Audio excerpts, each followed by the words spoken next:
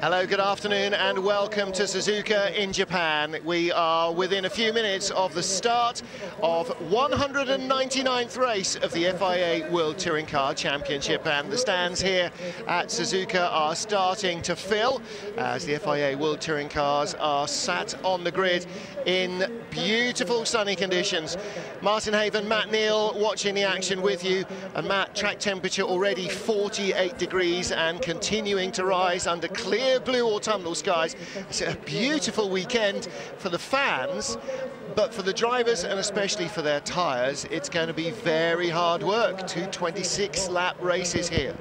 That's right, Martin. We're at Suzuka, Japan. It's not the full Grand Prix circuit we're on this weekend, but the East circuit, which is it cuts off halfway through. So it's a shame it misses out some of the big commitment corners like 130R, but it has its own intense level, just like Brands Hatch Indy, and it's going to provide some very intense racing. It's just a 53-second lap round here, so we're going to get the leaders onto the back markers very, very quickly within a number of laps. Well, you can see some of those, the drivers from Macau who have joined the championship, all of whom are in Super 2000 cars, which are several seconds a lap slower than the front-running turbo cars.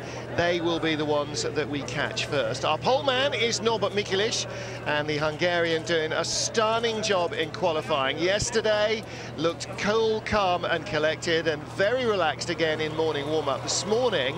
And the Zengo Motorsport Honda Civic, Matt, he said after warm-up, didn't he, you know, car was perfect, and when everything's going perfectly, nothing's hard. You just get in and drive and it all just happens for you.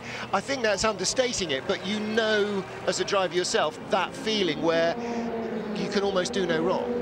Well, as I said before, it's a very short, intensive lap here, but yeah, if the car's working, it's doing the job for you, so you've just got to hang on to it and ride it like a good horse, I guess. You know, horses scare the hell out of me, but absolutely. It's the same sort of thing. You know, it's you just get in the groove and it all happens for you. Yeah. I mean, the two Castrol cars should have been right up there with Norbert, so that would have been pretty intimidating for the rest of the field if we'd had three up there. As it is, it's quite good for us because they're a bit spread out, but they're going to be quick. Yeah, could have been a 1-2-3. Gabriele Tarquini went off on his hot lap. Thiago Monteiro was a couple of hundred meters behind and ran into yellow flags and had to lift off. Look at the front of the field. Look at the little Toyotas, the front-wheel drive car. Who used to drive that? Chris Hodgetts, yeah, the little one with a motor on the front. Not here, not that car, but in the British Championship. A bunch of... in fact, that's not that. It's a Civic, isn't it? That's a second-generation Civic. So maybe. I mean, this is obviously owned by Honda. Suzuka is. So they've rolled out some of the old touring cars from the Honda collection. Very nice. Well, you're looking at the grid as it works down. 26 cars, 29 cars rather on the grid. 29 cars on the grid. 9 newcomers this weekend, some of whom will be with us for the rest of the championship. Some will not. Hiroki Yoshimoto will not be racing in the first Chinese race weekend, for instance. Let's get down to hear from Gabriele Tarquini. We start the lap on the Suzuka.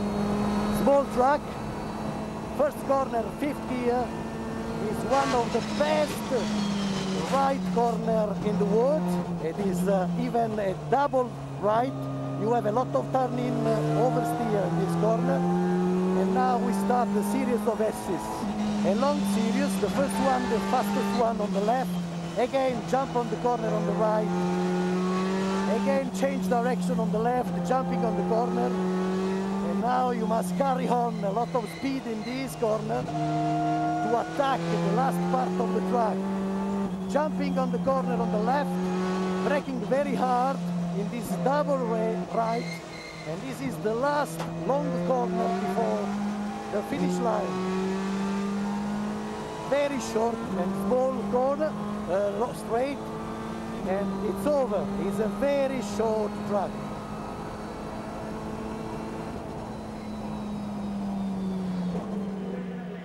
Well, didn't take long to talk through the lap, did it? And it is under a minute, a very short lap. 26 lap race coming up. Ivan Muller looking to tie up the World Championship here this weekend. Michel Nokia not present, has already dropped down to third in the championship. Gabriele Tarquini's points in qualifying have put him up to second place, and it is he now that Tom Chilton is chasing to try and become runner-up in the championship. The cars on the grid getting ready for the formation lap here in Suzuka.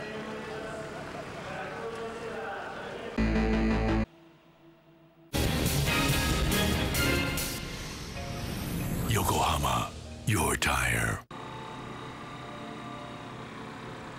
Thumbs up from Tom Coronel, his home from home. One of a number of European racing drivers who spent several years racing successfully here in Japan in his younger days, single-seater career, and twice a winner here in World Touring Car Championship. Once at TI Aida when he was in the Seat in a wet-to-dry race, held off Augusto Farfus's BMW to win his first ever World Touring Car race. And he won here as well in Suzuka 2 years ago.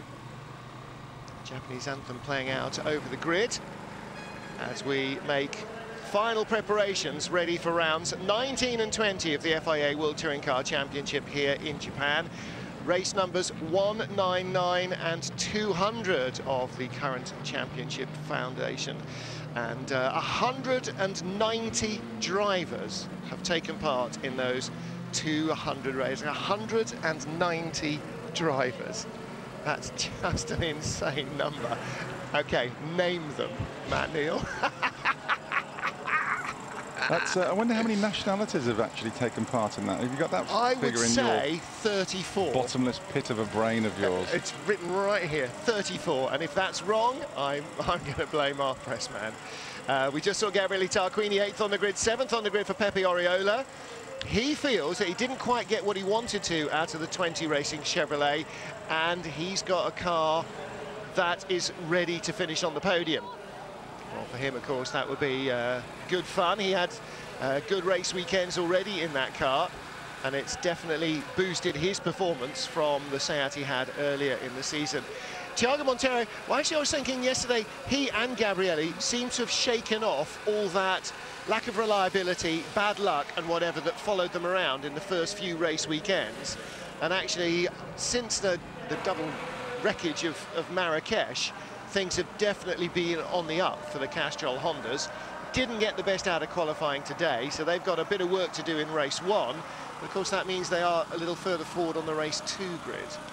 One of the problems they've got to watch, Martin, is for cost. There is now, it's the same as Formula 1, there is a limit on the amount of engines you can use per year, and also because they're now 1.6 turbocharged units, the amount of turbos you can use, because they get through them. And the turbo is actually a controlled component for the whole championship, and the likes of Thiago and Gabriele, I believe, is in the same boat. They are now on the limit of the amount of turbos they've been allowed to use. So every time, if a turbo now goes, that means they're on the back of the grid. So it's a bit of a loaded gun they've got to the head, which, I mean, it's fantastic that they're running them to the level that they're getting this sort of performance with that loaded gun at their head. Well, here's the man who should be world champion later on this afternoon, Ivan Muller. Needs a handful of points. I'm not going to go into the maths because hopefully we'll have some exciting racing and the maths can take care of themselves. Tom Chilton, his teammate, out-qualified him again, second weekend in a row. Last time he was on pole for race 1 in Sonoma and was very, very pleased with that. First career World Touring Car pole, first career World Touring Car win. And Matt, we were looking at a picture last night over dinner, weren't we, where James Thompson and you looked as young as Tom Chilton. I mean, what was he in that photo? 4, 6, something like that? Tom would have been 16, I think. But he's still, you know, quite a young driver in World Touring Car terms, and that's, you know, that's an added boost of confidence for him. And what about Alex McDowell? Front row start as well in a Yokohama Trophy car. He's got to fancy his chances of finishing on the overall podium again. I mean, the average age of the front row is actually pretty youthful today. It is. It certainly is. The veterans are a little further back. The 45 and 50-year-olds are at the back, Grandad, and the kids who are... They'll come through, Martin. Trust me, they'll come through. Well, I was... Yeah. Age and treachery always beats youthful exuberance, does it? Well, not always, but frequently so. And our poleman is Norbert Mikulits. One of the most quietly spoken, relaxed guys you can imagine. And, of course, the story of him coming from being a successful gamer to racing driver, it's all basically down to the man that runs his team, Zoltan Zengo, who gave him a chance in a real car and then found he had something very special on his hands. And he starts the first race from pole. Yokohama, your tire. Grid is clear, you can hear the cars being dropped into gear and the green lights are on. So here we go. This is the start for round 19 of the FIA World Touring Car Championship 2013. The 199th race will get underway from a rolling start in just a fraction over a mile. Welcome in Suzuka circuit, this fantastic circuit. We use just a small portion of the track. This is the first corner. It will be very hot as usual here in this double ride because it's very important to have a good position. Here it's in this track is very difficult to overtake people. And fortunately today there are a lot of fans supporting us, especially with Honda, and I hope to do my best to achieve a good result. Bye-bye.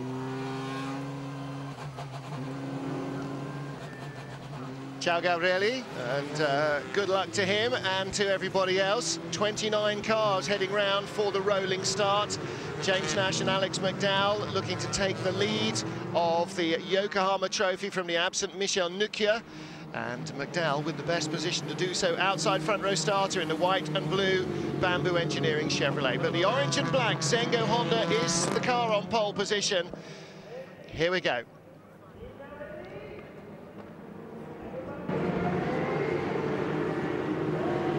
Norbert Mikulits paces the field round for the start of the 2013 races in Japan. Red lights are on, they have got to go through their grid spots. That's a shocking start, they may be waved away. And I'm not sure, well, the lights have changed, and immediately James Nash tries to jump to go around Tom Chilton. Chilton shows his nose on the inside. Muller showing his nose behind Alex McDowell, who tucks into second place. No, he doesn't yet. Drives around the outside of Norbert Mikulits, and he's still just got a tiny overlap. Mikulits has the lead. Contact between Muller and Gabriele Tarquini. That's got to know. It's Mark Montero, isn't it? He was further up on the grid. Montero up to third, and fourth place for Ivan Muller ahead of Tom Chilton. Matt Neal, that was as busy a start as we expected, but everybody facing the right way through that first corner. A blinding start from Montero on the third row, and he's going for it again. He's going around. Too wide, and it's all for nothing. And chops back in, but James Nash got bumped a long way back down the order, and so he'll drop in behind him. Yeah, Montero blinding start now. Mikulits had 4 Chevys breathing down his neck on the start, and so they've got to do him early. And I mean, if McDowell needs to try and put the pressure on, because if Mikulits gets in the groove, he's had really good race pace in free practice, and it's going to be hard to catch him. We saw the larder James Thompson going by Tom Coronel for 9th after the line, so he's moved up from 11th on the grid. Huff is still 12th, further back in that queue. Everybody else streaming through. Daryl O'Young coming from a long way back. 20th place for Daryl O'Young. So he got shuffled back at the start as well in his Royal Motorsport car. But Mikulits, after morning warm-up, Ben asked him about tyres. He said it's important that the driver deals with the tyres properly in the opening couple of laps. Well, I'm not sure he's nursing them at the moment, Matt. He seems to be running away and hiding at the moment. Yeah, he's definitely pulled the pin on that thing, hasn't he? So he's trying to make a break and get some air. Oriola in get the him away background. The slipstream with the others. Oriola attacking Tarquini. Doesn't get by, and right behind him is Nash. Looking back from Gabriele. This is the battle for 5th place then. So Mikulits leads, Alex McDowell second from Muller and Chilton, and then Tarquini, Oriola, Nash, Montero's there, Thompson ahead of Coronel, then Bernani and Huff. That's a great shot of Oriola. You see he's actually inch perfect going through that those S section of the corners. You know, Matt, here in these fast sweepers, look, you've got very damaging tyre stacks right inside the curbing, so just enough room to get the line right and not enough room to get it wrong. What you see is some of the, now whether some of these quicker cars, you know, like the Tarquini's just dropped back off that. Look at the background. Second, third and fourth. Going guys. 3 wide behind. Is he nurturing his tyres? Is he nurturing his tyres to come on in the second half of the race? Has he got his car set up purely for the last half of the race? Oh, but Oriola's got inside him. Turns him. Always going to happen because the corner tightens. Now Gabrielli ran a little wide. Pepe had to go up the inside, and James Nash is wriggling through. It's like fish in a barrel. They're all flapping around, and Thiago Monteiro right behind, and the change there. Gabrielli somehow hangs on to it, and Nash got by Oriola, but they were all, I mean, the cars were fishtailing all over the place. It was a pretty busy time. Yeah. Tarquini's definitely the cork in the bottle at the moment. Yes, he is, isn't he? Whatever is right with Norby's car is wrong with Gabrielli's. And again, you might well be right. It may just be too loose at the moment to really get the performance out of it. And in that manner, because he wants it to perform better later on. He wants it to have tyres left. We'll wait and see what happens to Mikelic.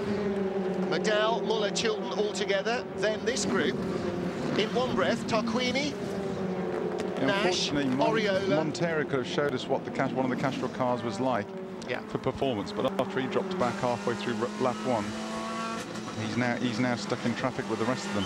Monteiro's got Thompson right behind him in the larder, then Coronel, then Bernani, then Huff and Basseng, then Rocky, Hiroshi Yokimoto, 14th. So from Tarquini in 5th to 14th, they're all in one line, and here is that moment. He goes, loses at the rear. Got loose. Pepe was always going to come in, but Gabrielli was always going to come back. In slow motion, Matt, it makes it look easy to see that he's made the wrong call. Oh, Nash being very opportunistic there, very good. Well, listen, this is elbows out racing. Again, Brands Hatch Indy Circuit is our direct UK sort of comparison, isn't it? You know, you've got to get on with it. It's very hard to plan an attack on, you know, you can work out where the, I mean, obviously, where the other cars are quicker and slower than you, and Gabrielli is struggling through that turn 1. It's high-speed oversteer he seems to be struggling with at the moment, which would, you know, say he's gone for the latter half of the race with his setup. Well, here is our Super 2000 contingent, the 5 Mecanese drivers at the back of the field, and we're some way yet from catching them. So let's work out. It's a 54-second lap. Let's say he's 2.5 seconds quicker. It's going to take 20 laps to catch them.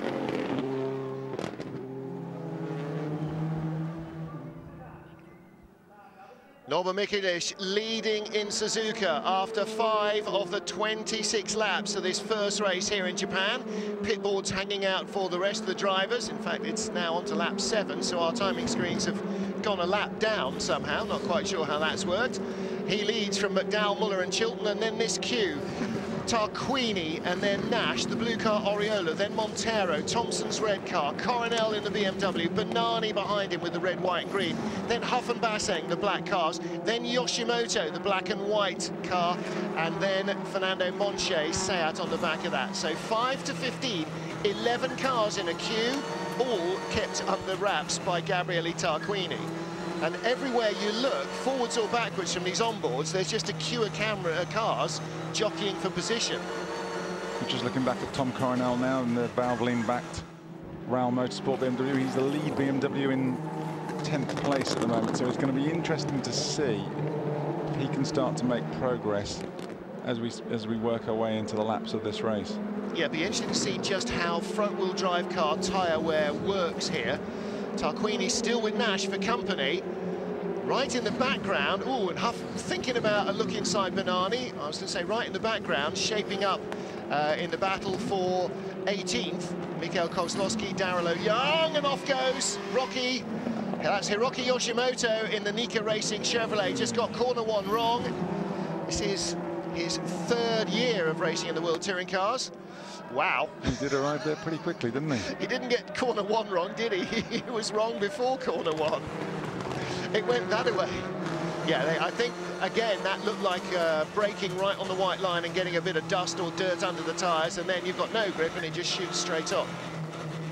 That's the difficult thing. I mean, there is through this S section, it's very close, very intense, and there's one line through there, so you get off that line, the hot, sticky tyres suck up all that dust and debris, and as the race goes on, you'll get marbles on that section. So if you go off and try and make a move, you've obviously got that to compromise with. Looking back from Gabriele Tarquini, who lies 5th, that is James Nash right behind him. Nash, joint leader in the Yokohama Trophy with the absent Michel Nukia, and unfortunately the Dane, it doesn't seem, has any budget left to complete the season. Was 2nd in the overall standings and Yokohama Trophy leader, leaving Sonoma after 3 outright wins this season in the Nika Racing Chevy. But he won't be taking any further part. And Pepe Oriola dropping off the pace in that all-blue 20 Racing Chevrolet. He was right behind Tarquini, challenged Gabriele to get by him for 5th, got it wrong, Nash went through, and now suddenly Oriola dropping down the order. I wonder if that contact between all 3 of them has had a little bit of a negative effect on Pepe's car. Well, he was fast for the couple of laps post that, so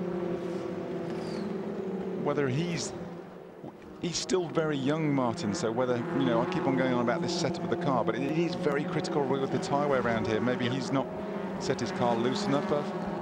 Absolutely. Looser enough. Set it up, loose enough. I get my words out, my R's and my R's. You get your words out and your R's. Looking back again at James Thompson, and actually the Lada, as ever, when you get out of the extremes of qualifying into race trim, performance balances change, don't they? Something that is, you know, deadly fast on a single flying lap won't necessarily have that same advantage in a race, especially when it gets to all arms and elbows. And Thompson looking quite competitive there in 9th place. He's right behind Thiago Montero. Can't make a move, but Montero's not dropping him. Yeah, but Tomo's a great racer. You put him in anything, he race a cardboard box and ring its neck. There's Izawa, Takuya Izawa, in the 4th factory Honda, and that is a Honda Japan Honda, and he's got Charles Eng right behind in his Engsler BMW. That's a good battle. Eng has been at him every inch of the way.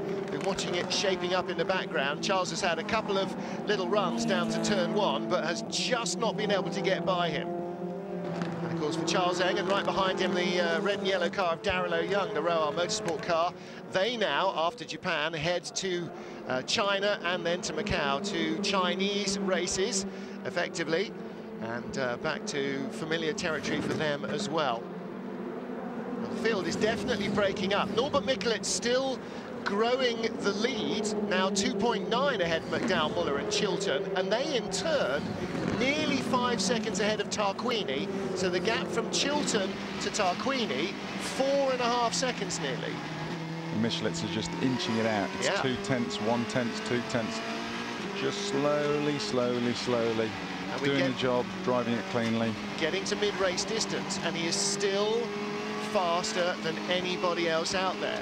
Now, a lot of the anybody else's are in this queue behind Gabriele and then Pepe Oriola, but nevertheless, it does underline, Norby had one of those mornings where he woke up, I guess, pretty much knowing he was going to win the race. He was confident. When we saw him yesterday, he was really confident. It's just that thing that flows through you. When you've got the fluence, when the force is mighty within you. That was Huffy. He was having a big moment. And that'll drop him away from the car in front of Benani. Oriola's looking a little defensive as he shapes up down the straight. Having a bit of a wiggle to try and clean his tyres up there. Yeah. Thiago having a look inside outside, but not close enough. Well, poor Norby, the race leader, Norbert Mikkelitz, now gone from 2.9 to 3.3 in the lead on the last lap. We're not seeing any of him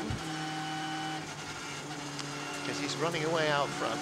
However, the fans will be very pleased indeed that there is a Honda leading and leading comfortably. Something dangling under the front of Norbert's car. Looks like a bit of hose. I mean, it's not a strap or a tie down or anything, so it's got to be a bit of hose of some kind waving away in the breeze under there. And I wonder what damage there was from that little bit of bouncing and rubbing. Noticed it trailing on the floor a few laps ago, and you can still see it underneath the blue car. And it may, I don't know what, you know, maybe something to do with the cooling, maybe something to, I don't know. But race cars don't normally have bits dangling underneath, not when they're healthy anyway. It could be anything, Martin. Yeah. Marc Basseng in an all-Seat battle here for 13th with Fernando Montier. And still Tarquini holding off Nash for 5th position. I think it's a matter of time before Montero has a pop at Oriola. Yeah. It's going to happen. It is, definitely. He's shaping up for a go.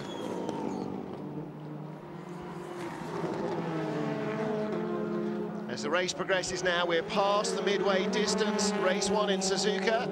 Tom Coronel looking to have a bit of a run on James Thompson's Lada, and just in front of them, Nash, is he going to lunge at Tarquini? No. Is Montero going to lunge at Oriola? Not yet.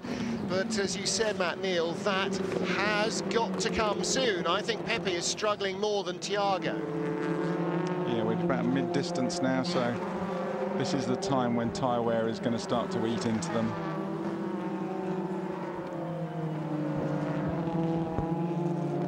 See that Thiago, his Honda, is holding a neater, tidier line than Oriola, who's starting to run out of front end. I think you're right, Matt. I think that he has not got the car aggressively oversteering enough, and as a result, maybe he just doesn't feel comfortable with as much rear steer as the Chevy can use to get the tail sliding around. Well, he's got a good run out of there, so he's got a good toe, should get a good slipstream down here. I love going in car with the Hondas because you can really hear the anti-lag working on the overrun. You can hear the popping and the banging and the snapping, which is the anti-lag. So when they go to pick up the throttle again, they've got instant throttle response, which is always a drama trying to get that with the turbo engine cars.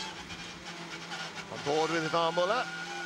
Ooh, Alex McDowell in 2nd place at the moment, as he was on the grid. Alex's car's starting to move around a little bit more now. Well, see, now the thing here, unless you have a really major moment, is that there is no way to get by until you get out of the final corner, all the way down the straight and into turn 1. There is really, realistically, only one overtaking place. There's other places where drivers in front of you can lose it, but there's only one place where you can make up a place, and we're getting down to it now, into the braking area for this first turn, which is downhill. First element is right, then really hard on the brakes for the second element, which dips down and starts to climb. I mean, Matt, the car trying to do so many different things there. It's always quite surprising to me that more people don't get it wrong out of turn 2. Yeah, that's right. I mean, turn 1 it's a bit like Paddock Hill Bend at Brands Hatch, where you've got to have it so loose you can only just live with it to get through there, but then you've got the front end to give you that fast lap time throughout the rest of the lap. And the same goes here. You arrive through turn 1, 5th gear, very, very quickly. Then it all tightens up and hooks back on itself into turn 2. From there, from 2 to 8, you're on a roller coaster ride. You just have to get in the groove and mark your points. You do indeed. Battle at the tail of the field for 28th place is coming up in front of Norbert Mikulits in the next few laps. 18 completed. We're on lap 18 rather of 26. Here's the battle for 7th place. Oriola's blue car. Montero moving around behind him, still in the Honda. And this is where Tom Coronel's favourite race ally, patience, is really going to be the important thing. You know, you have a lunge, and it's always going to be a rash lunge. You've got to wait for the gap to appear. And Thiago pushing Pepe through there. You can't turn him round. You'll end up with a penalty. He's getting frustrated. Yeah, but he knows that you can't get through here unless you make contact. Oh, he's doing it. Yes, but he made contact to start it off. He got him loose, and now he's up in the air, and he's into the tyre stack. And again, not enough patience. And Thompson goes through, and what damage has been done to Thiago's car? Well, Thompson is still in front of Montero. Thiago, of course, the only Honda racing here last year, that front wing. Well, I tell you what, why do they bother spending time in the wind tunnel to go as quickly down the straight without the front wing as it was with it? Not quite, no. Oh, and who's gone off right in front? Is that Oriola? Oh, it's Bernani. Right, well, Bernani was in the queue right behind Tom Coronel, and there is Gabrielli pulling off. Puncture. Left front puncture for Gabriele Tarquini. So he is out of 5th. James Nash is now up to 5th. Tarquini is off, and that has shredded itself. Left front has gone. So suddenly, in 1 mile, 2 Castrol Hondas in major trouble. Now that was naughty of Oriola because he forced. Where was Montero meant to go? Well, but where was Pepe supposed to go? Yeah, there's a lot of tarmac on his left, Martin. Yeah, but he was never going to get round the corner. By pushing Montero into that, there's no alternative. You knew he was going to cause an accident by putting him into the tyre wall, the tyre stack. Well, there is Pepe I'll tell you Oriola. what, the radio communications are going to be going absolutely mental now because Tarquini having that puncture, Michelitz every lap. And he's now one of only 2 Hondas left. Tiago is in. Drama here is they've got to fix this before the end of the race, or they've only got 15 minutes of repair time in which to do it, which is why, as the car's being rolled back, they're already trying to undo the wheel nuts. Yellow flags out in sector 3. Norby leads. Drive-through penalty for Pepe Oriola has been called. And so the stewards agree with Matt Neal that he should have allowed more room for Montero. And Ivar Muller having a bit of an attack, and Pepe's engineer, well, it was side by side, but as Matt said, Pepe should have allowed a little bit more room for survival because that tyre stack was always coming up as a major bone of contention. Well, that will move James Thompson up to 7th place. So suddenly, all change in the queue. Tarquini with a puncture, Tiago with major damage, Oriola with a drive-through. That's 3 of your top 10 out of contention immediately. The question is, can Michelitz get to the end of the race on his front left tyre? Gabrielli's got a little bit of damage at the front from a bit of bumping and boring. I wonder if that has done something maybe to block partly the brake cooling duct, which allows the brake to overheat, which overheats the wheel. But I mean, left front, it's the one that does all the work here, isn't it? Here. The left front is just being beaten with a stick. You know, the car is flailing it to pieces. Miklic still leads. He sat on a 3.5-second lead for a few laps, come down from 4.5. These two got the lights on now. These two, Muller and McDowell, got the lights on. They can, I think they could smell a victory because they're not going to be stupid. They can see that both the Castrol Hondas have gone out, and there could be a potential problem for Michelin. So now, they could be fighting for a race win here. Well, yeah, Muller's looking to win, isn't he? Pepe is in the garage. Dad not looking impressed. Now, he only had a drive-through. Tarquini's back out with a fresh tyre, and there is the battle for second coming down the track towards us.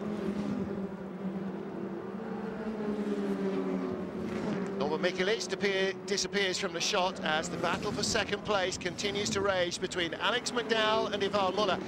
Talked to James Nash about this earlier in the year at Salzburg when he held on from Ivar Muller all the way through the race.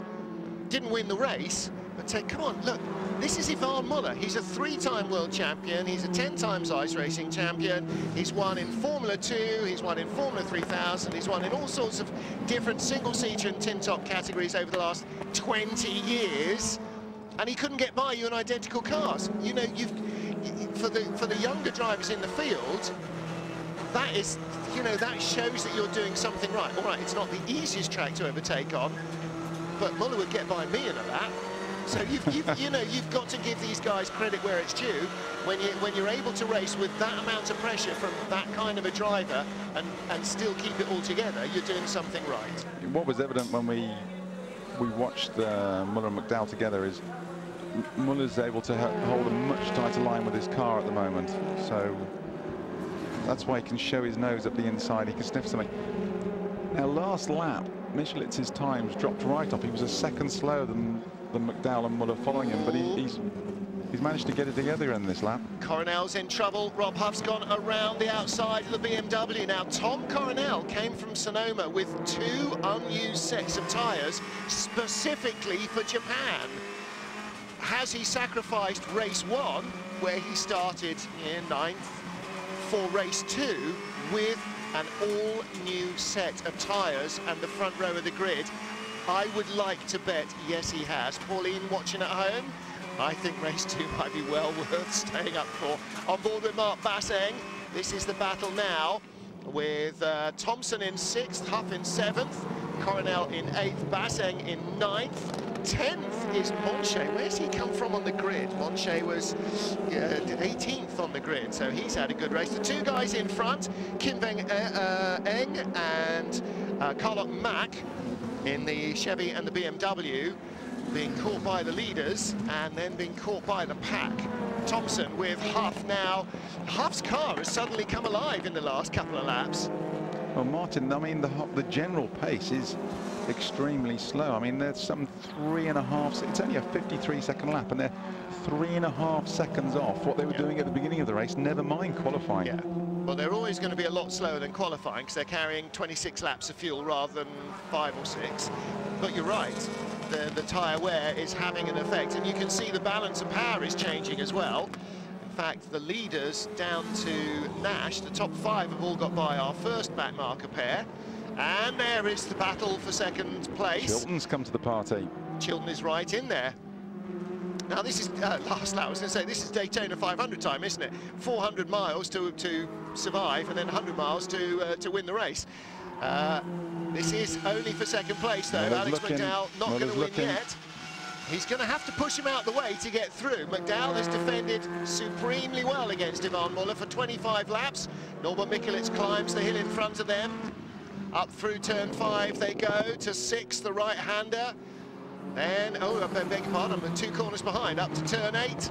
And the checkered flag is out. It is victory in Japan for Honda. Norbert Mikulec wins World Touring Car Race number 199. And second place at the line. It's a drag race, but it is Alex McDowell from Muller and Chilton. Chevy, Chevy, Chevy. And Stuart Cowie at RML looks happy with that. RML, of course, looking for new manufacturer programs as ever. And is that the moment where Ivan Muller claims the championship? Not sure. Chilton, Nash, Thompson, Huff. It's a blanket finish. Look at that. There's a dozen cars across the line, all in one go. But Norbert Mikulec wins here in Japan for Honda, from pole in Japan for Honda. His engineer looking very happy.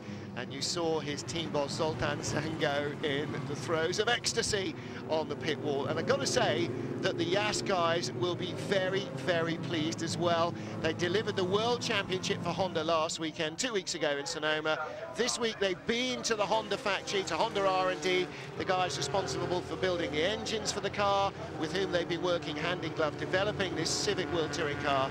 And now they deliver a pole and a win in Japan for Honda to underline just what a good season they have been having.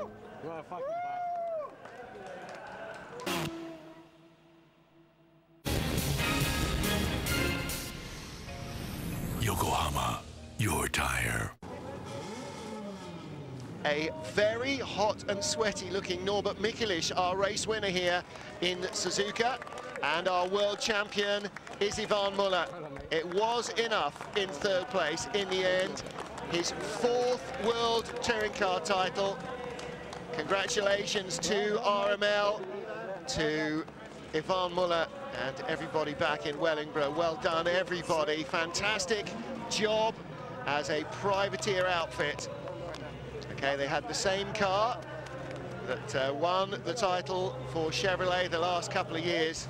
Ivan Muller cannot now be caught. And this is a fitting tribute to the work of RML, because, of course, he leaves the team after Macau. Yeah, kind of sad that, isn't it? That makes him the most successful driver in World Touring Car history. Saying that, 4 world titles, Andy Priaulx had 3 and a European. Yeah, so and they were consecutive. He's got 4 titles as well. But you won't be aware that the Honda team, the Works team, have had some problems in this race, so you have brought joy to all of the Honda fans here in Japan. Actually, I was aware. So Gergo, my race engineer, told me, and I was really not pushing that much the second part of the race, so it was an unbelievable race from the first moment. The car, once again, like in qualifying and this morning's warm-up, was just a dream. So I don't want to say it was not a hard job to win this one, but after the rolling start, when I managed to stay first, I knew that it's only up to me. Unfortunately, I was able to control my pace, control the wear of the tires. So I'm very proud of everyone. I would like to thank once again everyone involved, Honda, Yas, my team, Zenge Motorsport, and it's just it's a beautiful day for us. The key to winning the race then, was it the first couple of laps where you were free at the first corner and you could get a good pace those first couple and make the gap? Yeah, I think the key was new tires in the front, because yesterday in qualifying we were able to save some tires, and with new tires it's always a little bit easier to make a gap to the others. So the first 2 or 3 laps I was pushing a little bit to make a gap, and then after I was just trying to control the pace.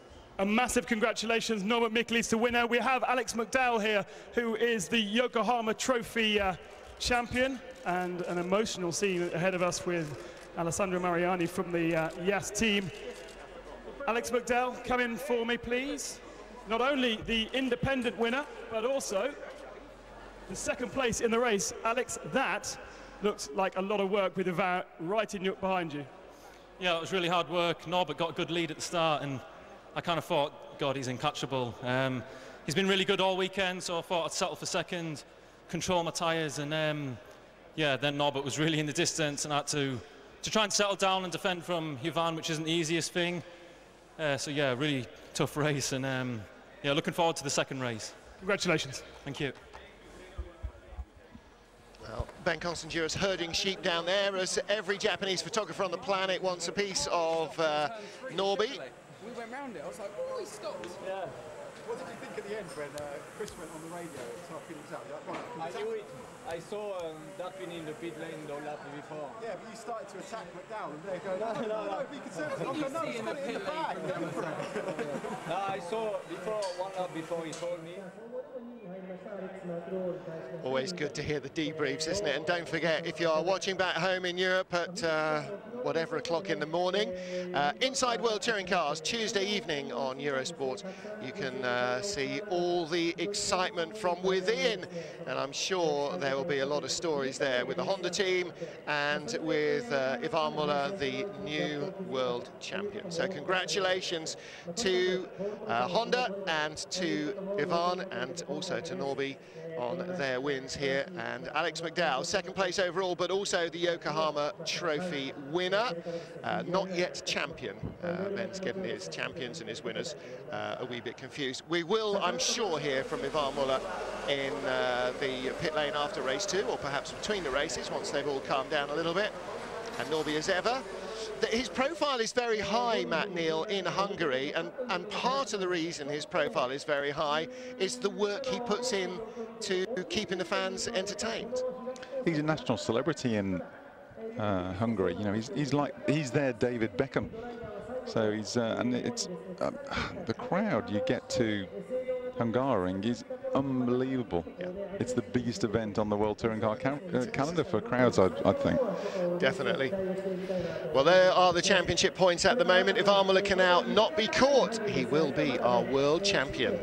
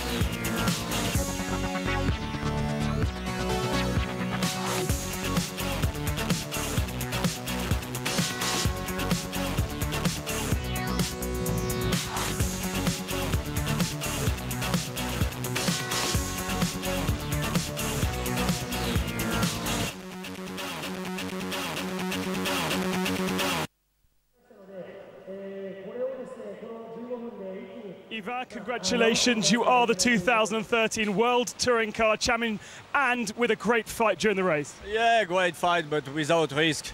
I didn't want it to take any risk. I wanted this title finish. Like this we can do something else. Now I can be focused on maybe help Tom as well a little bit.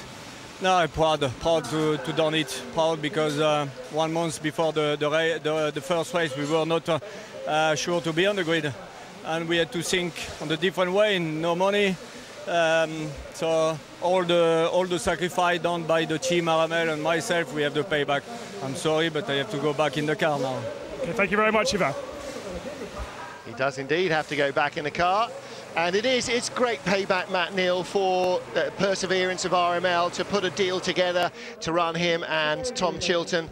And with his engineer, Chris Cronin, Ivan Muller has always been a factor in every race, and that is why he is again the world champion. 4th title for him. And Muller looks at the bigger picture. He's actually quite a similar animal to Sebastian Loeb, who he's going into partnership with, because Loeb's got interest in other teams, other formula, life after racing, what's going to happen, life when he's in racing. Muller is doing exactly the same, which with other championships, French championships, international championships, which are off our radar on the television, but he's working away there, and he's been working away with RML, trying to make the deal happen.